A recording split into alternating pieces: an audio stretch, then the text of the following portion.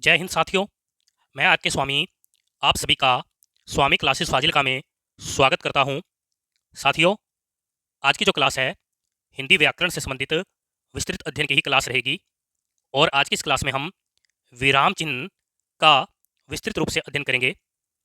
आज की जो क्लास है विराम चिन्ह से संबंधित तीसरी क्लास रहेगी। जैसे कि आप सभी को पता है कि हमने विराम चिन्ह से संबंधित पहली दो क्लासों में 10 महत्वपूर्ण विराम चिन्हों का विस्तृत रूप से अध्ययन किया है और आज की इस क्लास में हम जो अन्य विराम चिन्ह रह गए हैं उन सभी का विस्तृत रूप से अध्ययन करेंगे। क्लास शुरू करने से पहले मैं आपको बता देना चाहता हूं कि यह जो क्लास है उन सभी प्रतियोगी परीक्षाओं के लिए बहुत ही महत्वपूर्ण होने वाली है, जिन प्रतियोगी परीक्षाओं में हिंदी व्याकरण से संबंधित प्रश्न पूछे जाते हैं। साथियों, आज की इस क्लास में आपको बहुत कुछ नया सीखने को मिलेगा, इसलिए सभी साथी आज की जो क्लास है वह अंत तक अवश्य देखें और हिंदी की बेहतर तैयारी करें। अगर आप हमारे यूट्यूब चैनल पर नए हों तो चैनल को सब्सक्राइब करें, बेल आइकन को अवश्य दबाएं ताकि आप तक नई क्लास का नोटिफिकेशन पहुंच सके। अगर आपने हमारी पहली वाली क्लासें नहीं देखी हैं तो आप प्ले लिस्ट में जाकर उन क्लासों को अवश्य देखें और हिंदी की बेहतर तैयारी करें। क्लास शुरू करने से पहले एक बार सभी साथी वीडियो को अपने अपने स्टडी ग्रुप में सेंड कर दें ताकि चैनल के साथ नए साथी जुड़ सके। तो शुरू करते हैं आज की क्लास। देखते हैं नंबर 11 पर विराम चिन्ह है कोष्ठक, कोष्ठक, कोष्ठक चिन्ह। इसका चिन्ह जो है इस प्रकार से होते हैं, ध्यान दीजिए। कोष्ठक चिन्ह जो है इस प्रकार से होते हैं। इसे समझते हैं कि इसका प्रयोग जो है कहाँ कहाँ पर किया जाता है। ध्यान दीजिए सभी साथी, लिखिए वाक्य, वाक्य में, वाक्य में प्रयुक्त, वाक्य में प्रयुक्त पद विशेष, पद विशेष का अर्थ, पद विशेष का अर्थ अच्छी, अच्छी तरह, तरह से, अच्छी तरह से स्पष्ट, स्पष्ट करने के लिए,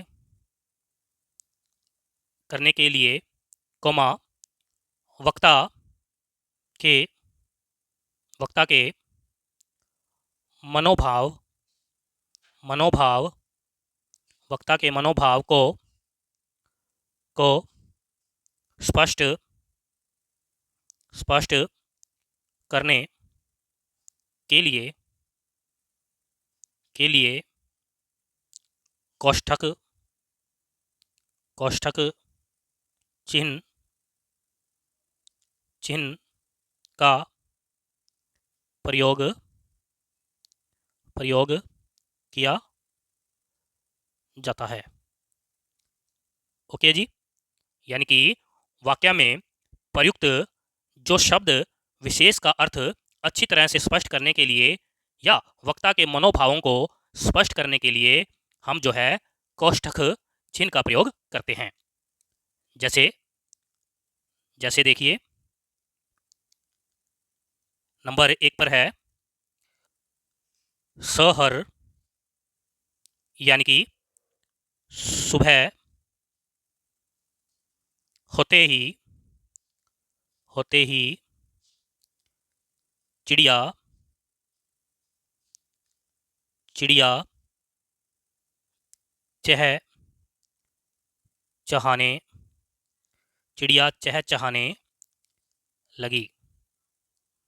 अगर हम इस वाक्य में देखें तो जो सहर शब्द है इस शब्द का विशेष अर्थ अच्छी तरह से स्पष्ट करने के लिए हम जो है कोष्ठक चिन्ह के अंदर सुबह लिख देते हैं ताकि इस शब्द के बारे में अच्छी प्रकार से समझ सकें। आगे देखिए नंबर 2 पर हिंदी, हिंदी, हिंदी में 4 वर्ण, हिंदी में 4 वर्ण अ, कोमा ई, कोमा उ, कोमा री, लघु स्वर हैं। अब देखिए इस वाक्य में जो चार वर्ण हैं यानी कि जो स्वर हैं, इनको हम कोष्टक चिन्ह में लिख सकते हैं। ओके जी, इस प्रकार से कोष्टक चिन्ह का प्रयोग किया जाता है। आगे देखिए नंबर 12 पर विराम चिन्ह है विस्मरण, विस्मरण या काकपद, काकपद या हंसपद, हंसपद या त्रुटि बोधक, त्रुटि बोधक, त्रुटि बोधक चिन्ह।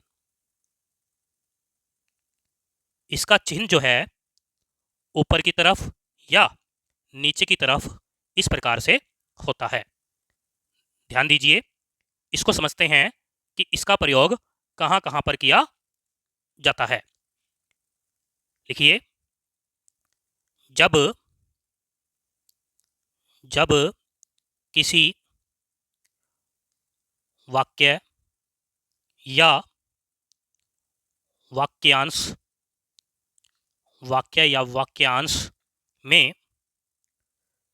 कोई कोई शब्द या अक्षर, अक्षर लिखते लिखते समय, लिखते समय छूट जाता है, छूट जाता है, तो उस वाक्य या वाक्यांश, वाक्य या वाक्यांश में छूटे हुए, छूटे हुए शब्द, छूटे हुए शब्द के स्थान पर, स्थान पर, आगे देखिए, स्थान पर हंस, हंसपद या त्रुटि, त्रुटि बोधक, त्रुटि बोधक चिन्ह, चिन्ह का प्रयोग, प्रयोग करके, करके छूटे हुए, छूटे हुए शब्द को, शब्द को ऊपर या नीचे लिख, लिख देते हैं। ओके जी, जैसे देखिए, जैसे हमारे पास एक नंबर पर वाक्य है, मैं पिता जी के साथ, जी के, जी के साथ बाजार गया।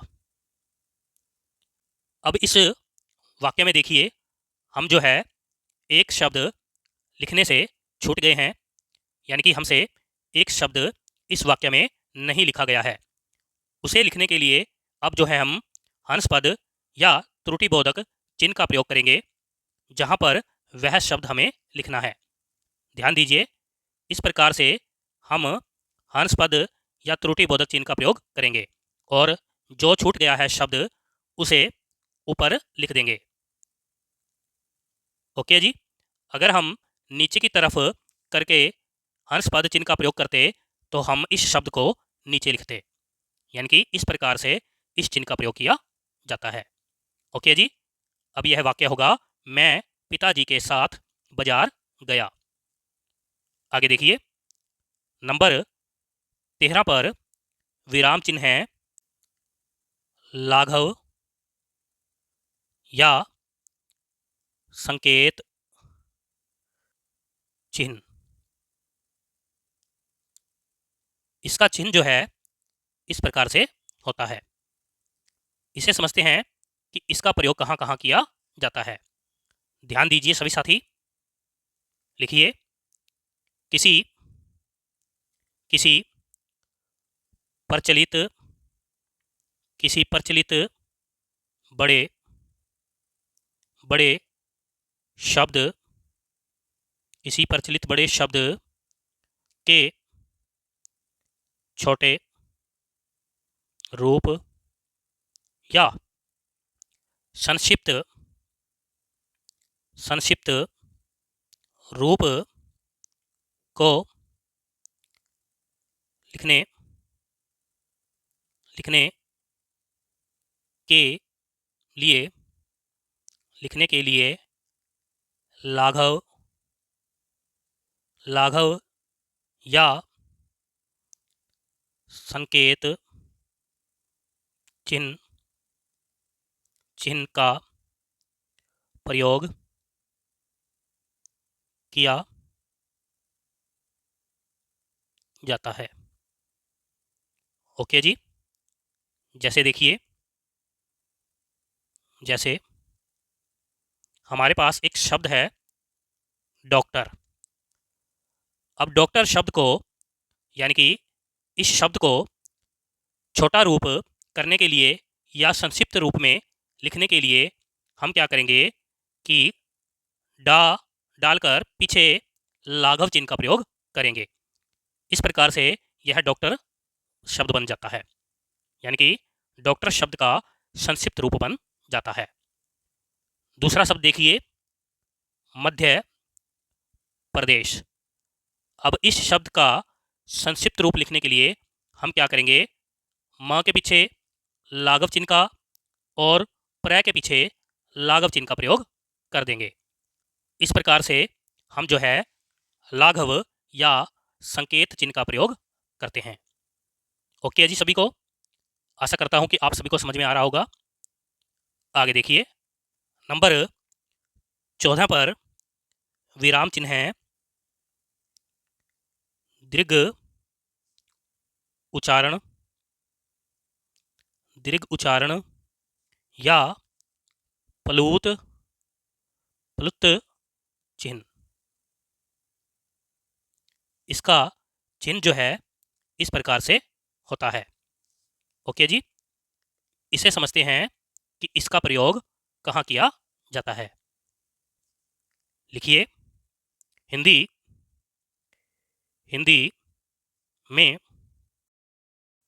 में प्लुत स्वर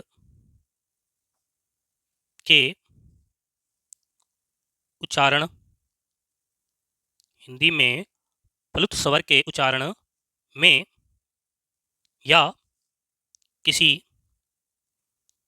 को पुकारने में इस चिन्ह का प्रयोग किया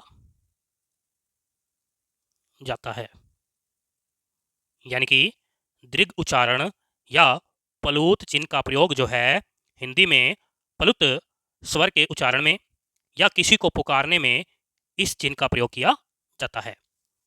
जैसे देखिए, जैसे नंबर 1 पर है सोहन। यानी कि जब हम सोहन का उच्चारण करेंगे तो इसे दीर्घ उच्चारण के लिए हम प्लुत चिन्ह का प्रयोग करेंगे। जैसे राधा शब्द का दीर्घ उच्चारण के लिए हम इसे इस प्रकार से लिखेंगे, जैसे रा, उसके बाद प्लुत चिन्ह का प्रयोग करेंगे और धा, इस प्रकार से लिख सकते हैं। यानी कि इसका जो उच्चारण है इस प्रकार से होगा, जैसे राधा, यानी कि दीर्घ उच्चारण किया जाएगा।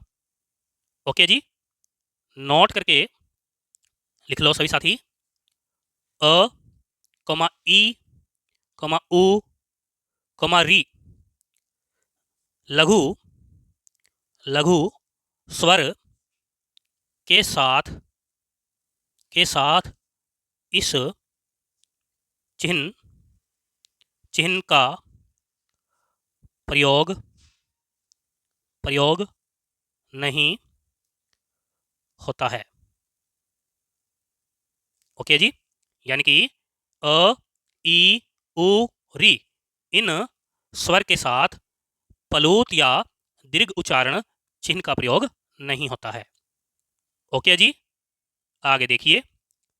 नंबर 15 पर विराम चिन्ह है पुनरुक्ति पुनरुक्ति या अनुवृत्ति अनुवृत्ति या आवृत्ति चिन्ह। इसका चिन्ह जो है इस प्रकार से होता है। इसे समझते हैं कि इसका प्रयोग कहाँ कहाँ किया जाता है। लिखिए, एक ही शब्द को बार बार एक ही शब्द को बार बार लिखने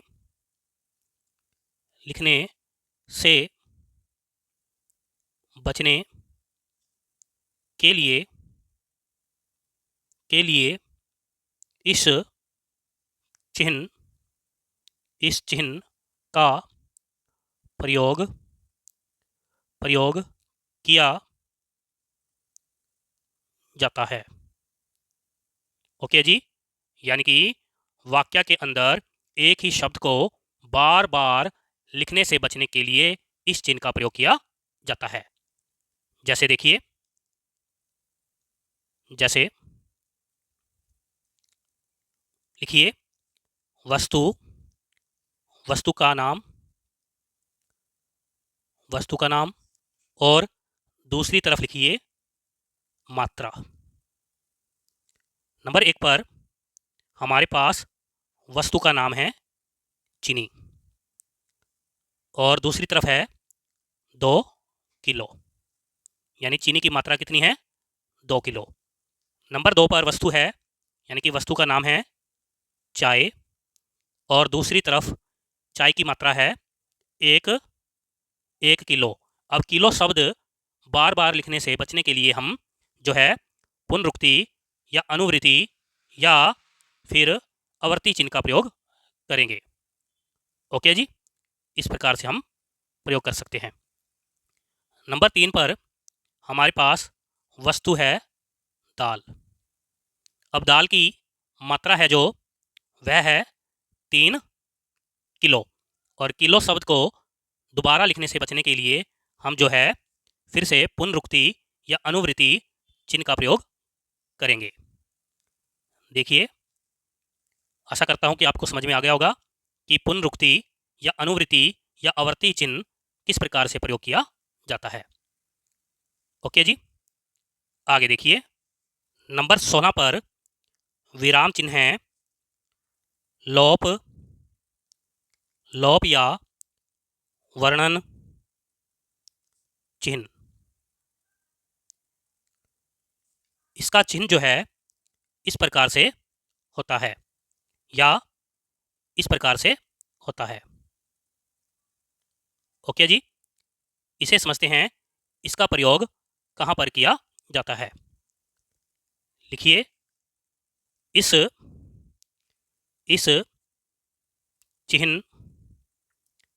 चिन्ह का प्रयोग वाक्य में छोड़े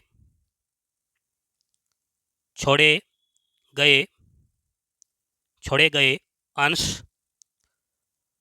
अंश के लिए कोमा गोपनीय या अश्लील पदों को पदों को छुपाने छुपाने के लिए, कॉमा, रिक्त रिक्त स्थान दिखाने दिखाने के दिखाने के लिए लिए, कॉमा, कहानी कहानी आदि में सस्पेंस लाने के लिए या उत्तरोत्तर जिज्ञासा जिज्ञासा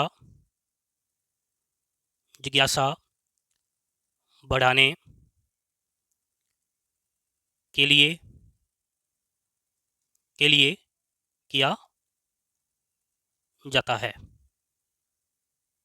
यानी कि जो लोप चिन्ह है या वर्णन चिन्ह है, इसका प्रयोग जो है छोड़े गए अंश के लिए, गोपनीय या अश्लील पदों को छुपाने के लिए, रिक्त स्थान दिखाने के लिए, कहानी आदि में सस्पेंस लाने के लिए या उत्तरोत्तर जिज्ञासा बढ़ाने के लिए इस चिन्ह का प्रयोग किया जाता है। ओके जी, जैसे देखिए, जैसे नंबर 1 पर वाक्य है, पुलिस पुलिस वाले ने देते हुए पुलिस वाले ने डैश डैश देते हुए कहा डैश डैश डैश डैश सुधर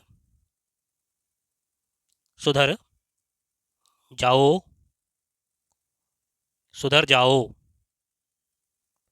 ओके जी, यानी कि इस वाक्य में हम देखें तो कुछ शब्द को छुपाने के लिए, यानी कि किसी शब्द का अंश छूट गया है उसे दिखाने के लिए हम जो है लोप चिन्ह या वर्णन चिन्ह का प्रयोग करते हैं।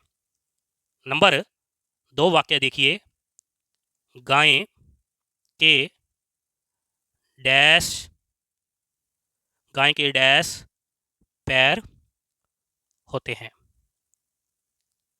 गाय के डैश पैर होते हैं, यानी कि जो है रिक्त स्थान दिखाने के लिए भी हम लोप चिन्ह या वर्णन चिन्ह का प्रयोग करते हैं। ओके जी, आगे देखिए, नंबर 17 पर विराम चिन्ह है टीका सूचक या पाद टिप्पणी या तारक चिन्ह। इसका चिन्ह जो है इस प्रकार से होता है, या इस प्रकार से होता है, या इस प्रकार से होता है, या इस प्रकार से भी हो सकता है। यानी कि टीका सूचक या पाद टिप्पणी चिन्ह जो है इस प्रकार से हो सकते हैं। इसको समझते हैं कि इसका प्रयोग कहाँ कहाँ किया जाता है। लिखिए सभी साथी, जब कोई शब्द किसी पैराग्राफ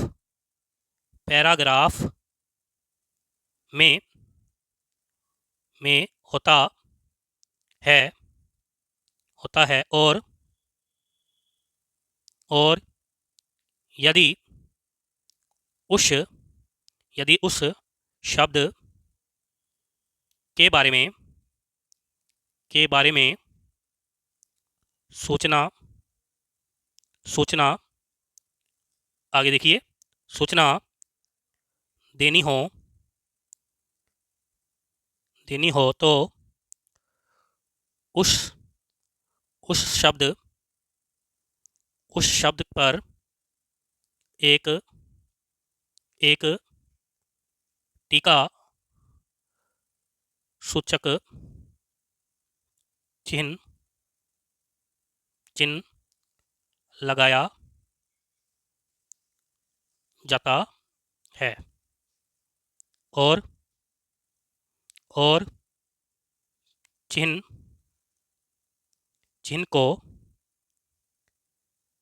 पैराग्राफ से अलग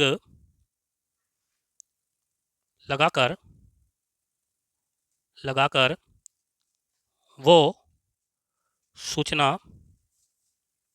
सूचना लिखी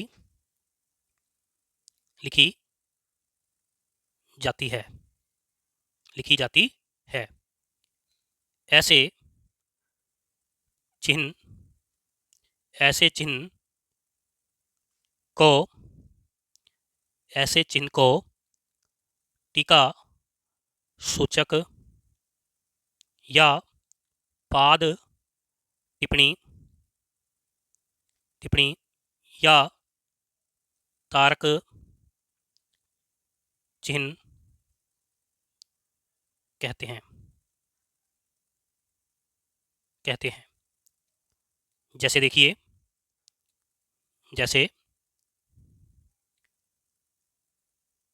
लिखिए सभी साथी, हमारे पास एक पैराग्राफ है। लिखिए,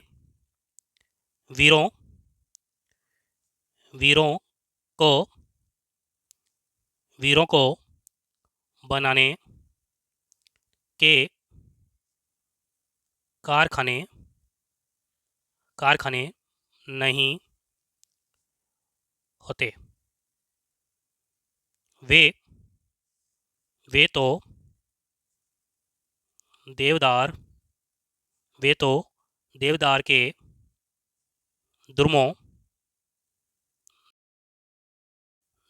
के दुर्मों की भांति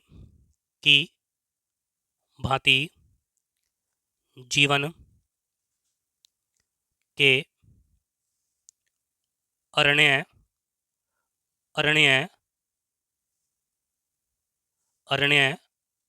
में स्वयं जन्म लेते हैं और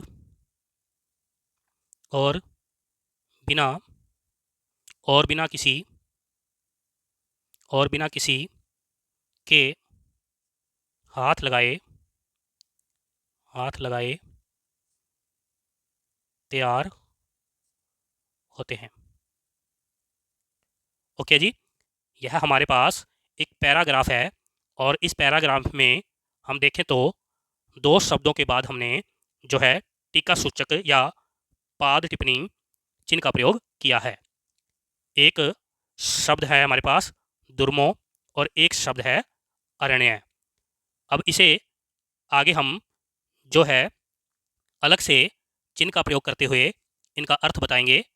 जैसे हमने दुर्मों शब्द के लिए जो है इस प्रकार से टीका सूचक चिन्ह का प्रयोग किया था। यह चिन्ह का प्रयोग करते हुए हम लिखेंगे द्रुम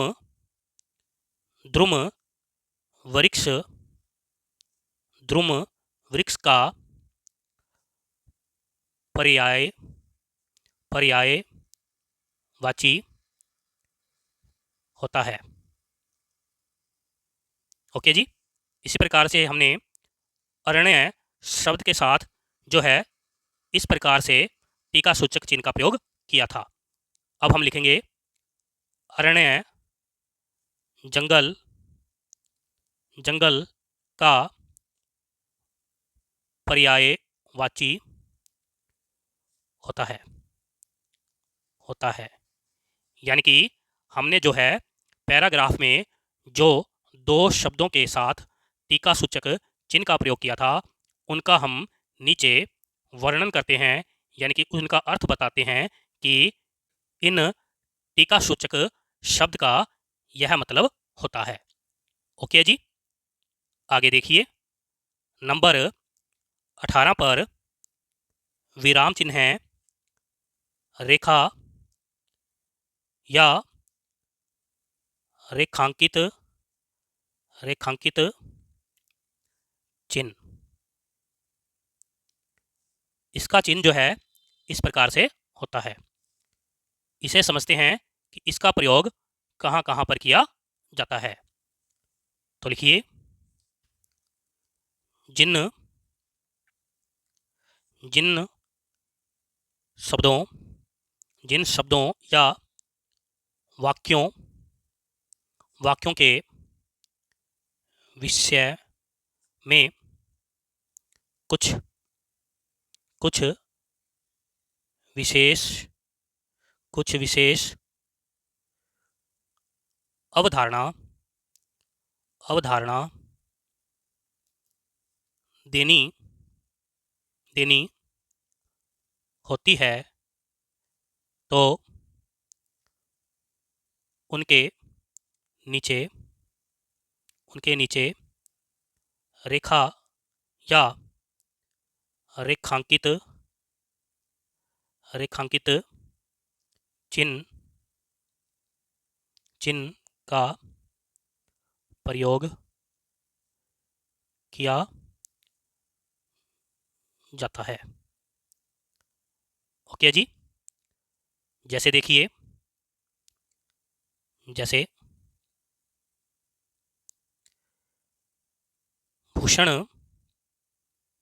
भूषण महाराज ने भूषण महाराज ने विषय और और विशेष्य नायक नायक चुनने में बड़ी बुद्धिमता बुद्धिमता बुद्धिमता से काम लिया है। ओके जी। अब इस वाक्य में जो है हमने दो शब्दों के बारे में विशेष अवधारणा देनी है, इसलिए हम उन दो शब्दों के नीचे रेखा या रेखांकित चिन्ह का प्रयोग करेंगे।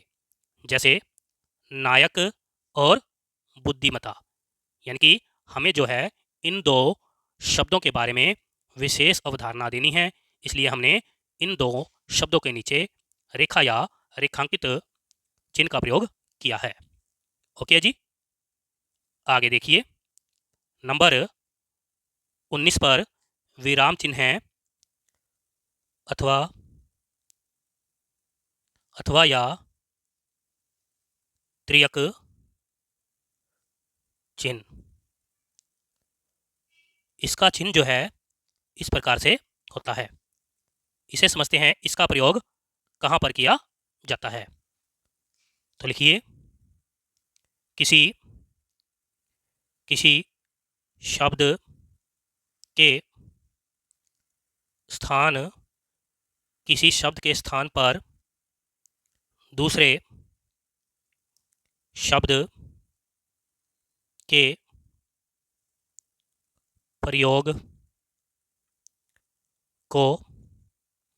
को दिखाने के लिए अथवा या त्रियक चिन्ह का प्रयोग किया जाता है। किसी शब्द के स्थान पर दूसरे शब्द के प्रयोग को दिखाने के लिए अथवा या त्रियक चिन्ह का प्रयोग किया जाता है। जैसे देखिए, जैसे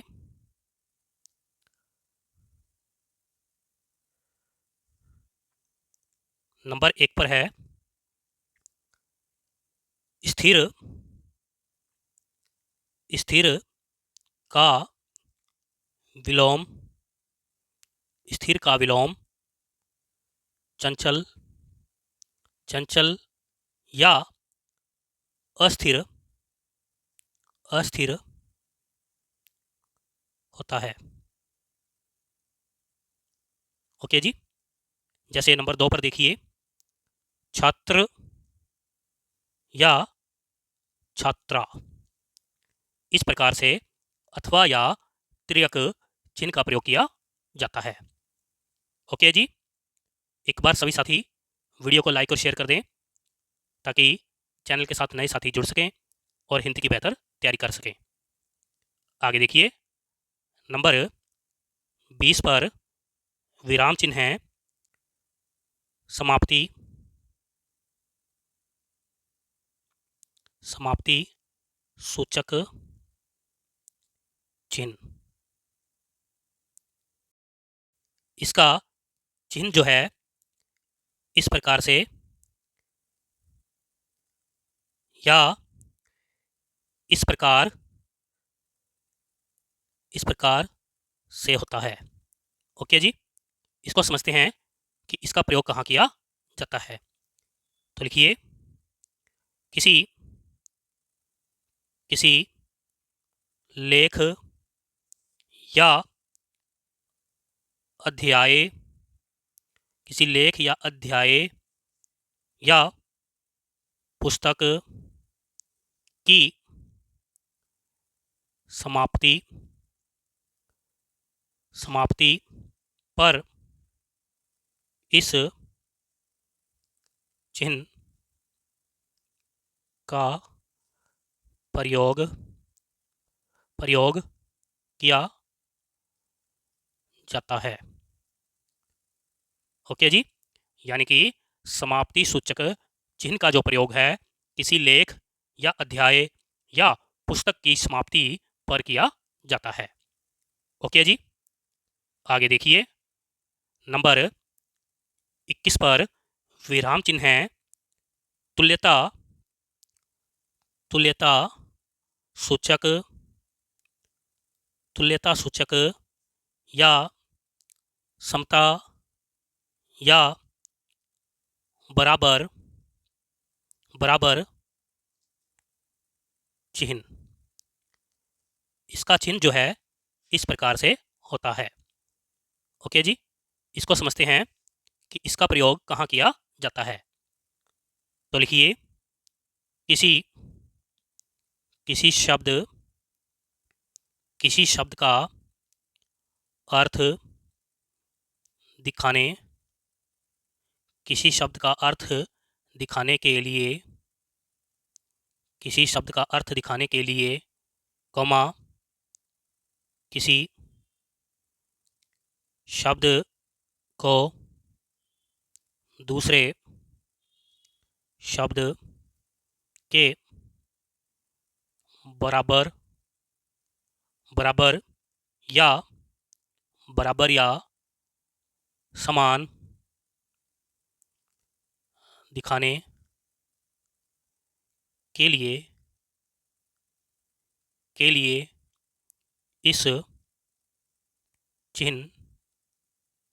इस चिन्ह का प्रयोग किया जाता है। यानी कि वाक्य के अंदर किसी शब्द का अर्थ दिखाने के लिए या किसी शब्द को दूसरे शब्द के बराबर या समान दिखाने के लिए इस चिन्ह का प्रयोग यानी कि तुल्यता सूचक या समता या बराबर चिन्ह का प्रयोग किया जाता है। जैसे देखिए, जैसे हमारे पास शब्द है कमल और इसके बराबर दूसरा शब्द है जलज। ओके जी। फिर शब्द है हमारे पास बादल और इसके बराबर दूसरा शब्द है जलद। तीसरा शब्द है अनपढ़ और इसके बराबर जो शब्द है अशिक्षित। यानी कि इस प्रकार से हम जो है बराबर या समता सूचक चिन्ह का प्रयोग कर सकते हैं। ओके जी। आगे देखिए, नंबर 22 पर विराम चिन्ह है दिशा, दिशा सूचक, दिशा सूचक चिन्ह। इसका चिन्ह जो है इस प्रकार से होता है। इसको समझते हैं कि इसका प्रयोग कहाँ किया जाता है। तो लिखिए, यह चिन्ह, यह चिन्ह दो या दो से अधिक, दो या दो से अधिक शब्दों के मेल से बनने वाले शब्द को दर्शाता, शब्द को दर्शाता है तथा पद परिचय, पद परिचय देने के लिए दिशा सूचक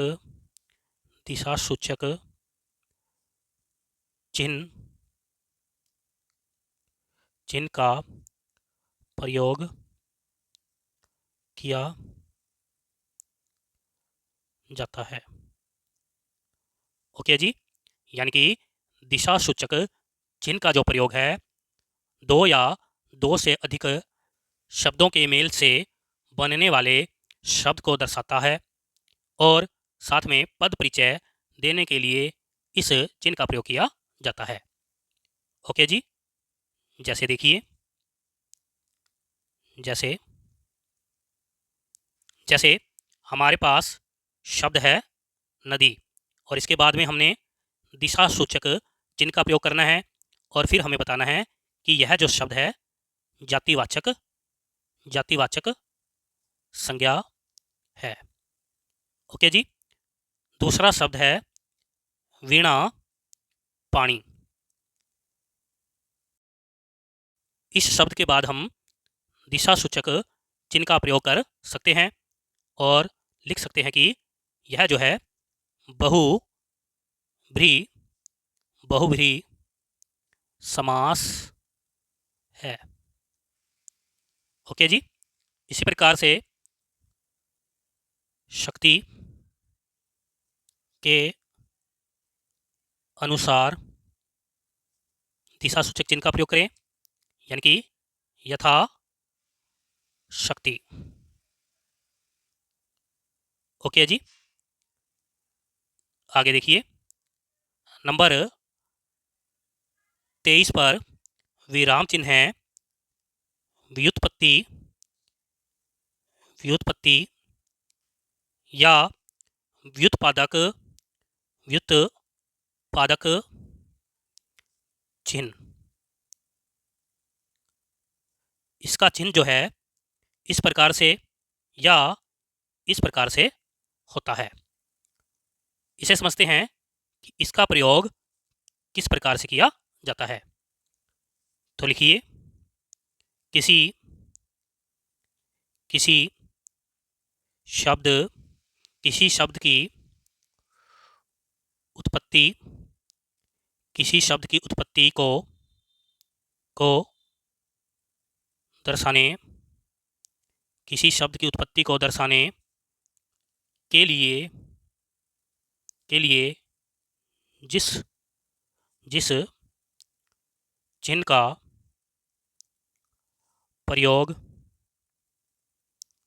का प्रयोग किया जाता है उसे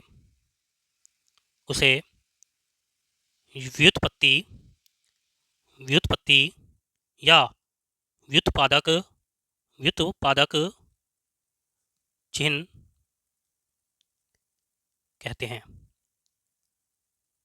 ओके जी, यानी कि किसी शब्द की उत्पत्ति को बताने के लिए हम जो है व्युत्पत्ति या व्युत्पादक चिन्ह का प्रयोग करते हैं। जैसे देखिए, जैसे अगर हमने जो है हिंदी भाषा की व्युत्पत्ति के बारे में बताना है तो हम इस प्रकार से लिखेंगे। देखिए, पहले संस्कृत, संस्कृत, उसके बाद हम लिखेंगे पाली, उसके बाद प्राकृत, उसके बाद अपभ्रंश, अपभ्रंश, उसके बाद अवहट, अवहट, उसके बाद हिंदी। अब हिंदी भाषा की व्युत्पत्ति के बारे में दर्शाने के लिए हम जो है यहाँ पर व्युत्पत्ति या व्युत्पादक चिन्ह का प्रयोग करेंगे। जैसे संस्कृत से पाली, पाली से प्राकृत, प्राकृत से अपभ्रंश, अपभ्रंश से अवहट और अवहट से हिंदी भाषा का विकास हुआ है। यानी कि इस प्रकार से हम जो है व्युत्पत्ति चिन्ह का प्रयोग कर सकते हैं। ओके जी, आगे देखिए, नंबर 24 पर है विराम चिन्ह, प्रति, प्रतिशत चिन्ह। इसका चिन्ह जो है इस प्रकार से होता है। इसे देखते हैं कि इसका प्रयोग कहाँ किया जाता है। लिखिए सभी साथी, 100 यानी कि 100 संख्या, संख्या के अंतर्गत, अंतर्गत जिस, जिस संख्या, अंतर्गत जिस संख्या, अंतर्गत जिस संख्या को प्रदर्शित, प्रदर्शित करना हो तो उसके आगे, उसके आगे प्रतिशत, प्रतिशत चिन्ह,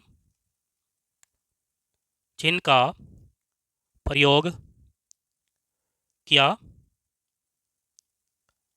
जाता है, प्रयोग किया जाता है। यानी कि 100 संख्या के अंतर्गत जिस संख्या को दिखाना है उसके आगे हम प्रतिशत चिन्ह का प्रयोग करते हैं। जैसे देखिए, जैसे, जैसे नंबर 1 पर वाक्य है, इस पुस्तक, इस पुस्तक पर 30% छूट, छूट है। ओके जी। नंबर 2 पर देखिए, आज स्कूल, स्कूल से 10% छात्र परीक्षा देने गए हैं, देने गए हैं। यहाँ पर देखो हमने जो है प्रतिशत चिन्ह का प्रयोग किया है। ओके जी, इस प्रकार से हम जो है प्रतिशत विराम चिन्ह का प्रयोग कर सकते हैं। आशा करता हूँ कि आप सभी को समझ में आ गया होगा। साथियों, ये थे विराम चिन्ह से संबंधित महत्वपूर्ण तथ्य। यहाँ पर हमारा विराम चिन्ह का जो टॉपिक है वह समाप्त हो जाता है। आशा करता हूँ कि आप सभी ने विराम चिन्ह विषय के संबंध में बहुत कुछ सीखा होगा। इसी प्रकार से हिंदी व्याकरण का और हिंदी साहित्य का विस्तृत अध्ययन करना चाहते हो तो हमारे चैनल को सब्सक्राइब करें, बेल आइकन को अवश्य दबाएं ताकि आप तक नई क्लास का नोटिफिकेशन पहुंच सके।